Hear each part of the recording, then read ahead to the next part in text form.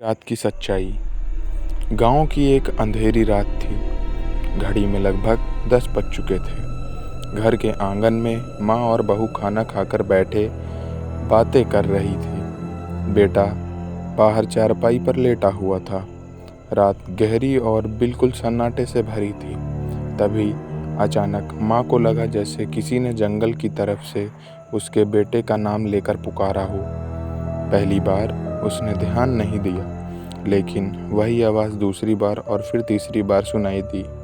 माँ का दिल जोर जोर से धड़कने लगा। वह भागकर बेटे के पास गई और घबराई हुई आवाज़ में बोली, बेटा क्या तुम्हें भी किसी ने पुकारा?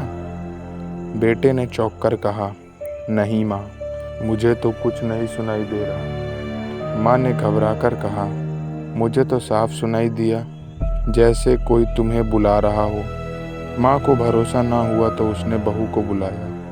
बहू आई और ध्यान से सुनने लगी। कुछ ही देर बाद बहू का चेहरा सफ़ेद पड़ गया। उसने धीरे से कहा, हाँ माँ जी, मैंने भी सुना जैसे कोई देवर जी को बार बार बुला रहा है। अब बेटा भी बेचैन हो गया। कुछ देर तक कान लगाए रहा और अचानक उसने गंभीर आवाज़ में कहा, हाँ अब मुझे भी सुनाई दे रही है, लेकिन ये आवाज़ जंगल के बाहर से नहीं, अंदर से आ रही है।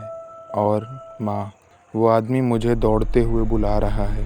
माँ और बहू दोनों घबरा गई। माँ ने कांपते हुए पूछा, फिर तू क्यों नहीं जा रहा? बेटे का चेहरा सख्त हो गया। उसने धीमे लेकिन दृढ़ स्वर में कहा, क्योंकि मुझे पता है वो कौन है, और अगर मैं वहाँ गया तो कभी वापस नहीं आऊँगा। इतना कहकर बेटे की नज़रें अंधेरे जंगल पर टिक गई।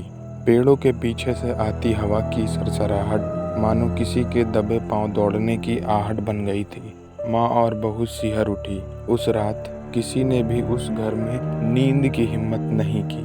Do like, share and subscribe.